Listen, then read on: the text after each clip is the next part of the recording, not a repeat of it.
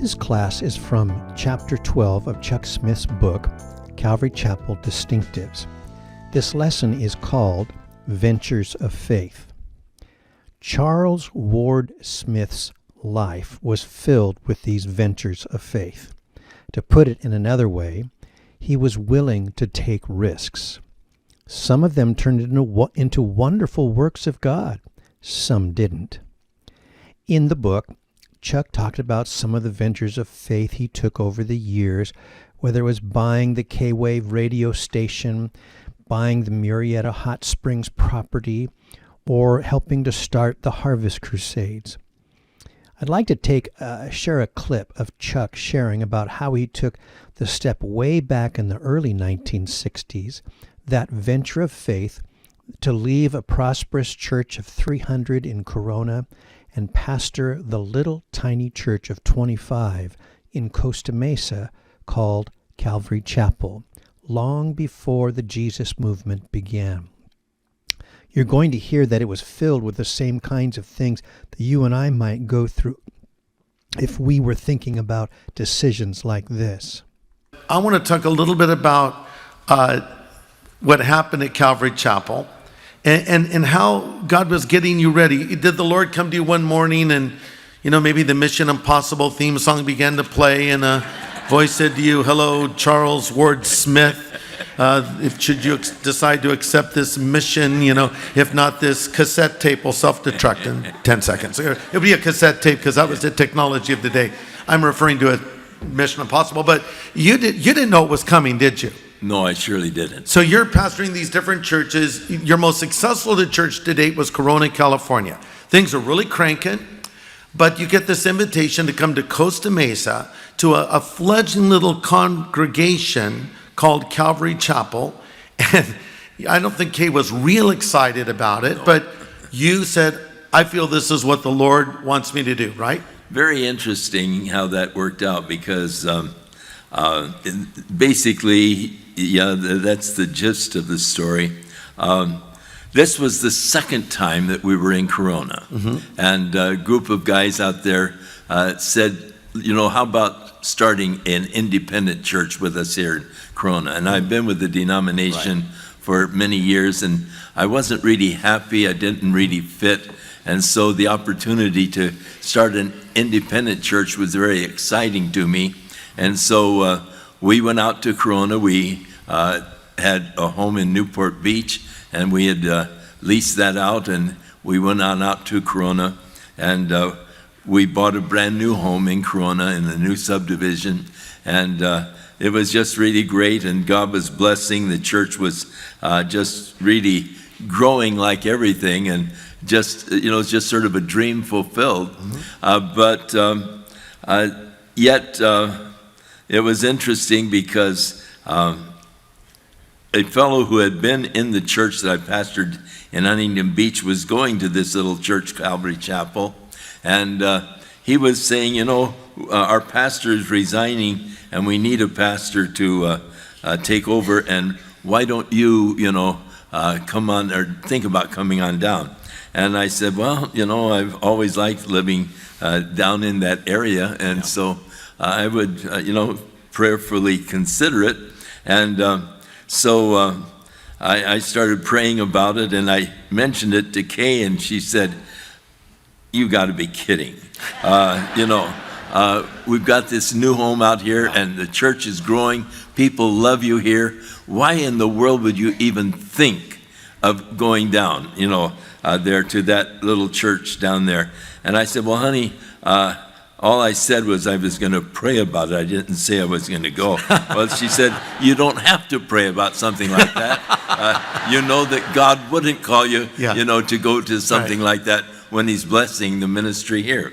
And I said, "Well, honey, I just said I would pray." And so we really couldn't talk about it. This is the negotiating you were talking about earlier with the marriage and right. The successful long marriage. This is one of those. Little give and take there. Right. So I was teaching a Bible study down here in a home in Costa Mesa, and the people in the Bible study were encouraging me to come on down. And so I went home from the Bible study that I had here in Costa Mesa, got home about midnight, and Kate was up, and she met me at the door, which had never happened before. Not at that time of the night, you know. Yeah. And so I could tell that she'd been crying. And I said, are the kids okay, you know? Are the kids all right? And she said, yeah. And I said, well, you've been crying. She said, yes. I said, well, what is it? She said, well, the Lord's been speaking to me. And I said, well, what's he telling you? And she said, he is telling me that you are the husband and you are the one that is the minister, and you are the one that has to listen to the Lord about the ministry. And if the Lord is calling you, I can't really stand in the way. I've got to submit to you in this. And I said, oh, honey, that's great, because I said at the at the class tonight, they were pressing me to see if I would make the decision to come on down. And so she said, don't talk to me. Don't tell me anything about it. I don't want to hear it. I didn't say I was ready to move. I said, I'm ready to submit, but don't press me any further than that. And so she did submit, and we came on down, and it's just been exciting. The rest is history. The rest. And is let's give Kay her.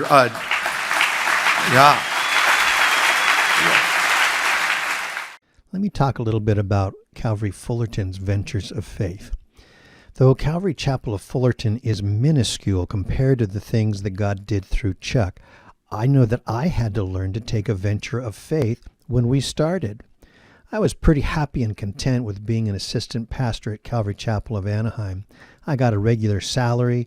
I had the opportunity to use my gift of teaching on Sunday nights. My kids got free tuition in a Christian school, yet we faced this nagging thought that it was time to move on. The idea was pretty well formed in the summer of 1994, and we began to pray about how it would happen. I thought I had a great idea of waiting until we could gather a team of 30 people to help us plant the church, kind of patterned after David's 30 mighty men. Sound pretty good. But as summer turned into fall, I was feeling convicted. I realized that the best way to start a church was to take a step of faith. One of the verses that God used was Hebrews 11:6. But without faith it is impossible to please him. For he who comes to God must believe that he is, and that he is the rewarder of those who diligently seek him. If we wanted our new church to be pleasing to God, we needed to exercise faith. So we decided to set a date to start the church, whether or not we had our 30 mighty men. I gave my notice at Calvary Anaheim, and we planned on starting 2 months later. It was actually kind of interesting to note that when we started, we actually did have 30 families. Now, if you talk to Caleb, he will tell you similar stories from his life, some of the ventures of faith he's taken. When he and Kim decided to go to the mission field in Hungary, he had to take a huge step.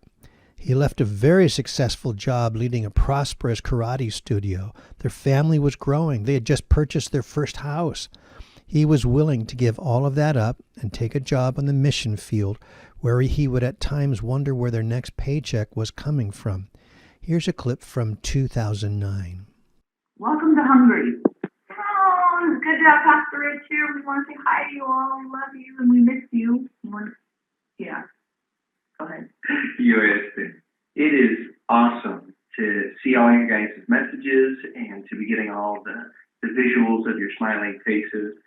It's one thing to get the emails and know that you guys are praying, but it was neat that Rich brought over just a bunch of little snapshots and videos of just who you guys are and what you guys are doing. It's just a fun reminder. So we are totally blessed. We're hoping that Rich is able to bring the report and share with you guys some of the fun things that we get to do. But once again, we acknowledge that we get to do it because you guys are so faithful with what you guys are doing there. So we love you, and we are thinking about you, appreciating all your prayers for us. And hopefully we'll be talking to you guys soon. So come over.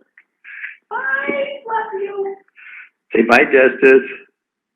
Over the years, Caleb would see the Bible college in Hungary grow and prosper, and then he'd be willing to even give that up and move back to Fullerton, where I would be handing the baton to him as senior pastor. There were several principles that Chuck laid out over the chapter. These are the kinds of things that can help us take those scary steps of faith. Number one was the idea that God can do anything. The principle can be seen with Jonathan and his armor bearer. They had a correct theology of their understanding of God when it came to taking on the Philistines. It says that Jonathan said to the young man who bore his armor, "Come, let us go over to the garrison of these uncircumcised. It may be that the Lord will work for us, for nothing restrains the Lord from saving by many or by few." In reality, if God is real, and he is, anything can happen. Second principle, I'm going to call it admit your mistakes. It's important to realize that you may make a mistake. And if you realize you've made a mistake, don't be shy about pulling the plug and admitting your failure. Now, sometimes God will lead us into an adventure and we need to persevere through difficult times. But sometimes we've just simply been mistaken and God wasn't leading us at all. Don't try to keep something alive that has died. Don't be afraid, because, it is better to have tried and failed than never to have tried at all because of fear. A third principle is to simply take that step of faith. God is looking for people through whom he can work.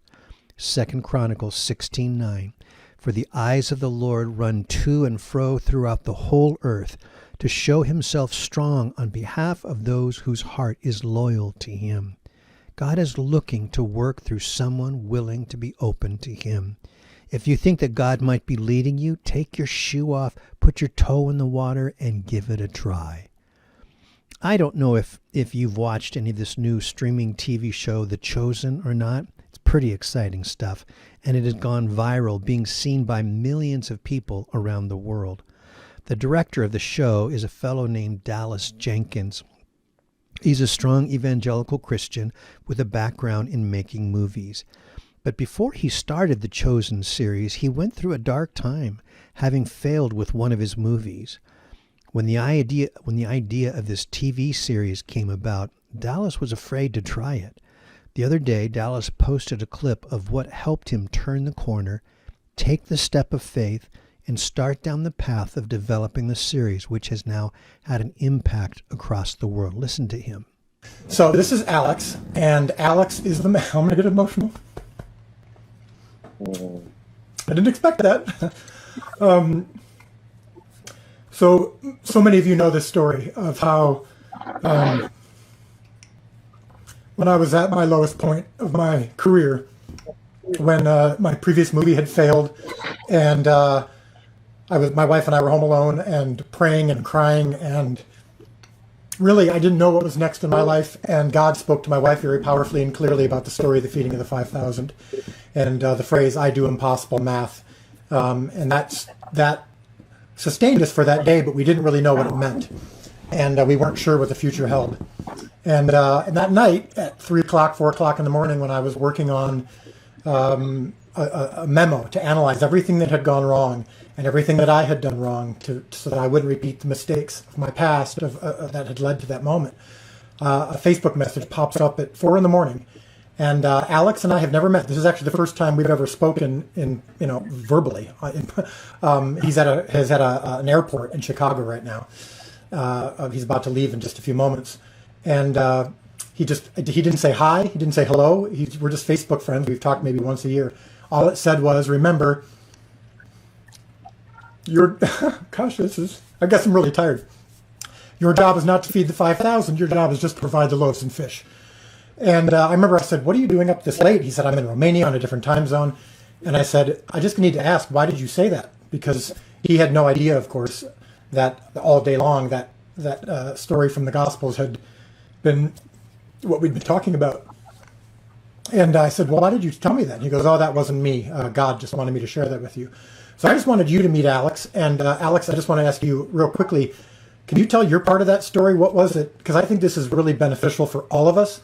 Anytime that we feel a prompting to share something with someone. I mean, what you did literally changed my life, and I think it is very largely responsible for launching this project, because it allowed me to be open to something that was really crazy and that didn't make any sense. And I'm a different person because of that night. And I wouldn't have been able to do this project if I hadn't changed. So can you just talk through briefly what caused you to send that text? Sure. Well, first off, Dallas, I appreciate everything you said about me, but I'm just a vessel. I just did what God asked me to do. So I don't look at this as if I've done anything special. You're the one that's done all the work and put in the elbow grease. And, you know, you and I, like, the story's totally true the way you've told it. This is the first time we've actually talked in person or even on the phone, I think. Right. And, you know, I used to work at Family Christian Stores. I was the movie buyer, so I was involved in all these different projects. And I ended up getting laid off right before they shut down. And I remember reading before The Resurrection of Gavin Stone came out, I had sent you a Facebook message saying, man, this trailer looks awesome. I can't wait for the movie to come out. Well, right after that, I get laid off. I'm in Romania. My uncle was sick. And it dawned on me, I'm like, hey, that movie came out this weekend. I wonder how it did. So I get online and I'm like, oh, this is not good. And of course, you know, knowing something about the movie business, I knew what you must have been going through. And I'm kind of agonizing the whole time. I'm like, man, this is terrible. And my mom and I are actually walking to the grocery store, because that's what you do in a foreign country. And so the way back, God tells me to send you this message. And I'm like, really, God? Like, I don't know this guy. You want me to just say that? Yep, that's what I want you to say. Really? That's what you want me to say? Yep, that's what I want you to say. I said, all right. So there you go. I sent it, and I'm thinking, oh, well, I have no idea. And literally, you know, 2 seconds later, your message pops back. And I mean, it was just incredible for me to just know that, hey, this wasn't anything I did, but it was God working through me to impact the world literally through this project, which I just, hats off to you guys, Dallas, for the work that you guys have done with this. Here's one last exhortation. When I talk about making a venture of faith, I'm not saying that God is going to do something big, so big that you'll make the headline. No. It's really about learning to hear and obey God. There are many things God wants to do that might seem small in comparison to some of the examples I've given, but they are all so very important. We want to learn to step out in faith. I hope that helps.